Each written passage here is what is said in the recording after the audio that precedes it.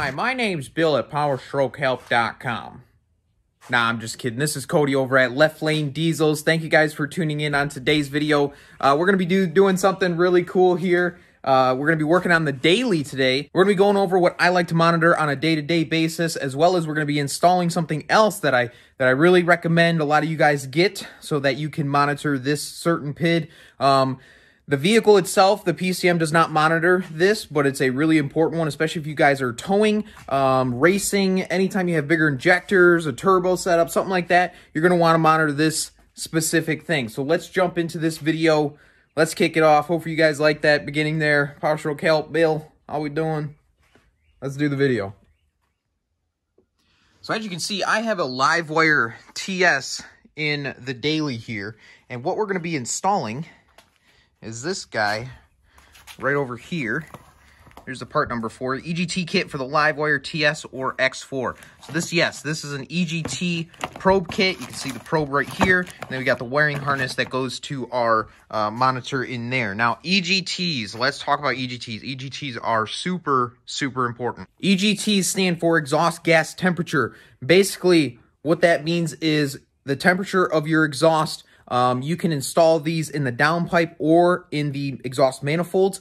I highly recommend you put it in the exhaust manifold because that is pre-turbo. So you want to know what the exhaust gas temperature is coming directly out of the engine before it goes to the turbo. Because you can melt a turbo, you can melt pistons and stuff like that. So you want to know the quickest point or the soonest point that you can monitor EGTs is going to be at the manifold, and so that's where we're going to be putting it. So we basically have to drill a hole into our manifold, we have to tap it, and then we can thread our EGT probe in and get everything hooked up. But EGT, guys, super, super important. In a stock platform truck, you get up to 1200 degrees, you're going to want to keep an eye on it. You get up to 1400 or above, you're not going to want to be in it for that much longer. I usually try to go by like 10 seconds at the most. Unless you're at the track or something like that, you might be able to get away with it. But if you're going down the road, you're hauling something, and you see 1400 degrees, I would not stay in the throttle for very long. It's really, really important because you can begin to start to melt stuff at that temperature. So it's that long-term high temperature that can create negative effects within the engine. So 1200 degrees is usually what I try to stay under, but you will, if you have bigger injectors, if you are hauling something, you can see above that 1200 degrees. Just remember, you don't want to maintain that for a long period of time. Like I said, about 10 seconds is the max that I would recommend. So we're going to go ahead with the install of the EGT probe, and then towards the end of this video, I'm going to go over what I monitor on my live wire, and we're going to add in the EGT probe so that we can monitor that. But stay tuned for the end of this video so you can see what I monitor on a day-to-day basis. So most kits come with a instruction booklet here, but the most important thing is it says a 5/16 drill bit and an 1/8 inch tap. And so we're gonna look at this real quick. So I have my 1/8 inch tap right here. If we look on here on our 1/8 inch tap, it actually says 21/64 drill bit. And so 5/16 is actually a little bit smaller than 21/64, which is what this drill bit is. But our tap calls for this drill bit. So most guys don't have this size, which is 21/64. So a lot of people don't have this size drill bit. And so they just say, use a 5/16.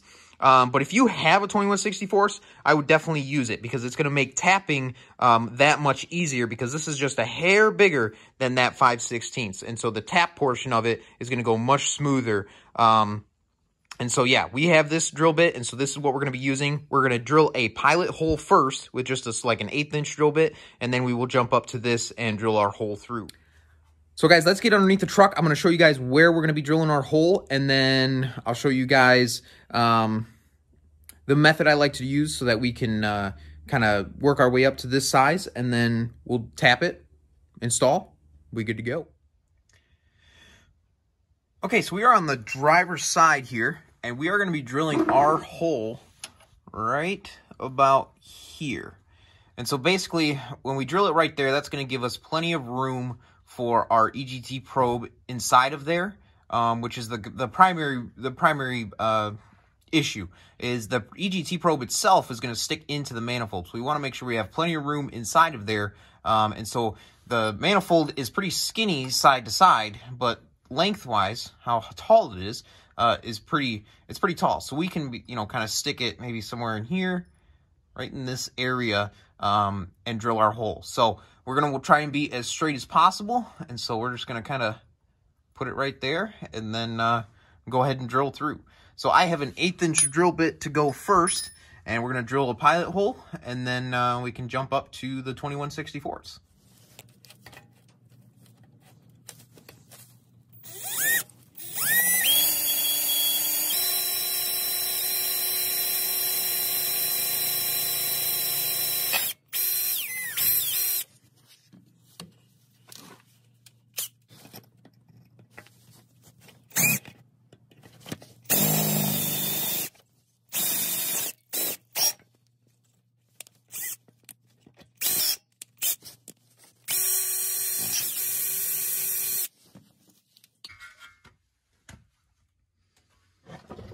Just like that, guys, we have our 21/64 hole drilled. Now, to get the metal out, we're just going to take some sort of a magnetic device, which this is the best I got. We're going to stick it up into the hole and kind of prowl around a little bit and pull any metal out.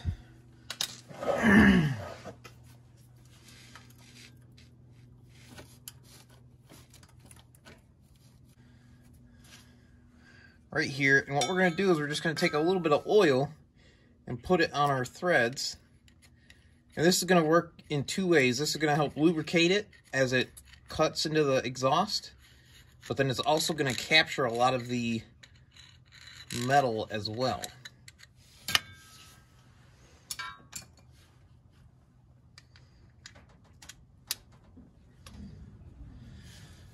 Now, a couple of tricks when you're tapping.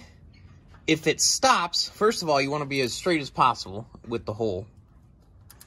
And you want to remain straight. So once you get it going, just try to keep things as straight as possible. So it's going to go real slow. We'll get a bite going here.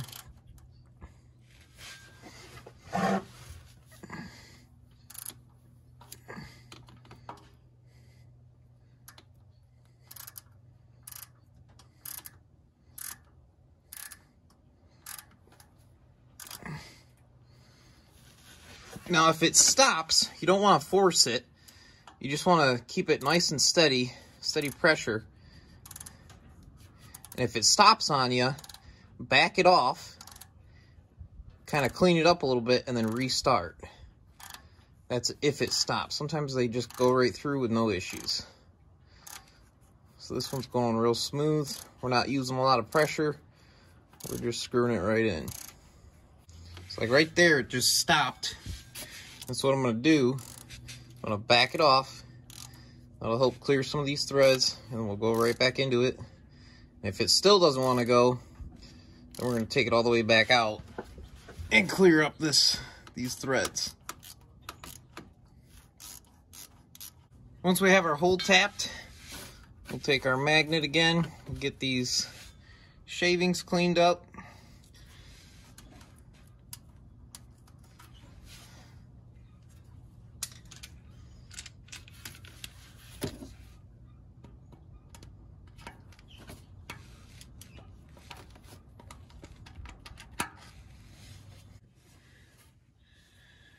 Okay, so we have our fitting. We're gonna get it threaded in. So we have our fitting in, and the majority of the time, these are all gonna be 9/16.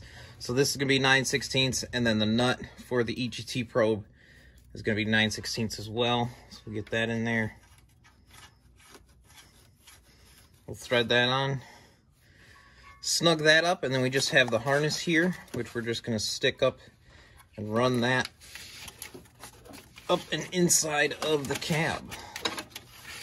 So now up top here, you can see we have our line goes underneath everything, and then we have it zip tied to a harness here. And then we go right through the firewall here. Just like that. just snip that off. And then on the inside, that is going to come through right here. And that's going to plug into this module, which comes in the EGT kit. And then that module is going to plug into your actual device. So this would be if you have a live wire TS, plugs right in right there. Now, another, like the race truck, I have a CTS 2, and so the EGT is a little bit different. It's actually like the expandable EAS outside of the truck there. So yeah, you just got to kind of follow the instructions depending on what type of device you have, even if you have like a mechanical gauge. This was just to kind of show you guys drilling and tapping the hole. And then, yeah, we can now, once we get this all zip tied up and nice and neat, we can turn the truck on and I'll show you guys what I personally monitor. All right, so we have our PIDs pulled up here on the live wire. And so we're just going to start from the left to right. We'll work our way down. So our first one is transmission temp. Obviously, this is a really, really important one to watch. Usually they like to run around 160 degrees, anything over like 200, and you probably got something going on inside of the transmission. So you generally see them 160 to 180 range at the highest, like if you're hauling something, but just cruising around town, 160 degrees. And then you can see in the center here, right there, we have our Egt probe that we just installed, which I already talked about that one. Moving to the right, you see battery voltage. Right now we just got the key on, engine off. So it's 11.1 or 11.8 volts. Obviously once your alternator kicks in, it should be 13 to 14 volts. If you're in the 12 range and it never changes, most likely you either need batteries or an alternator.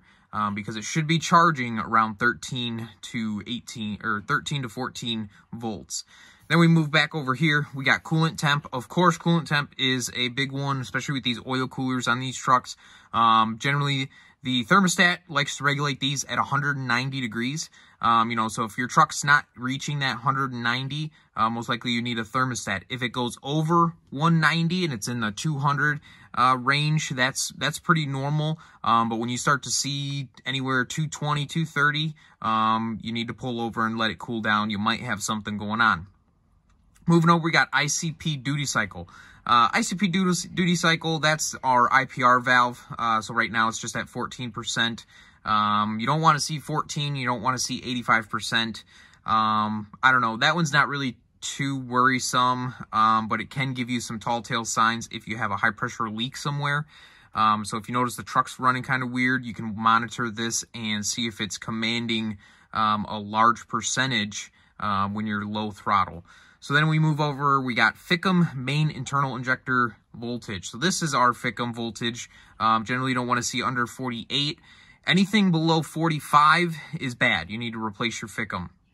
I actually have a video where you can replace just the power board side of it, which we did on this truck. So moving down here, we got engine oil temp. Engine oil temp runs with your coolant temp, so it shouldn't be more than about 10 degrees off of your coolant temp. Generally, it runs hotter than your coolant temp, so you might see 190 coolant temp and 100 and 200 degrees oil temp. That's pretty normal, and then they will kind of climb together if you're hauling or if it's hot out.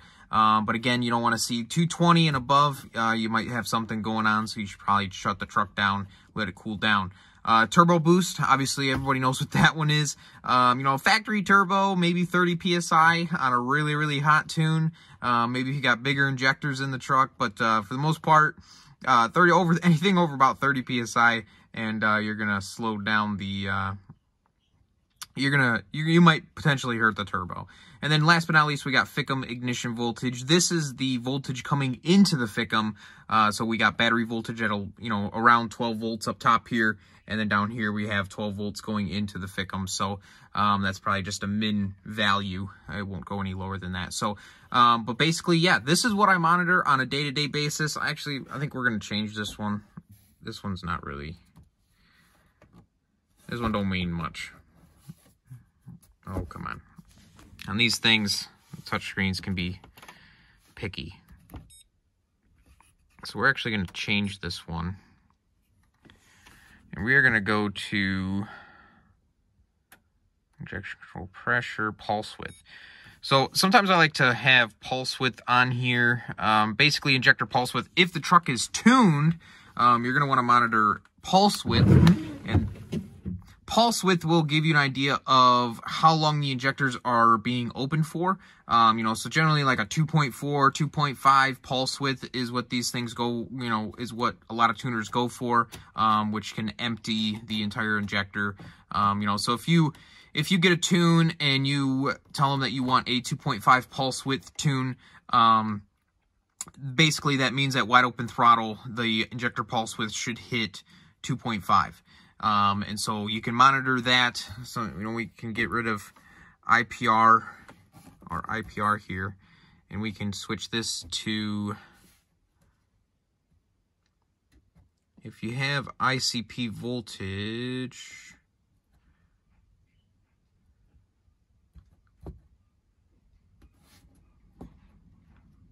yeah, so I don't have Icp voltage, but that's another good one to monitor is Icp voltage. And basically what that does is if the truck is tuned, the Icp pressure will not be accurate. So you have to watch the voltage side instead of the pressure side.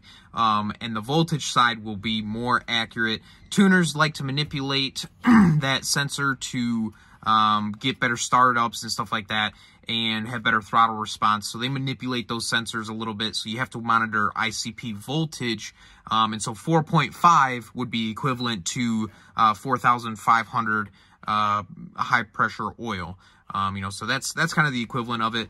And so anytime the truck is tuned, you got to be careful. You want to monitor pulse width, and you want to monitor Icp voltage, because your IPR and your Icp can be manipulated by the tuner.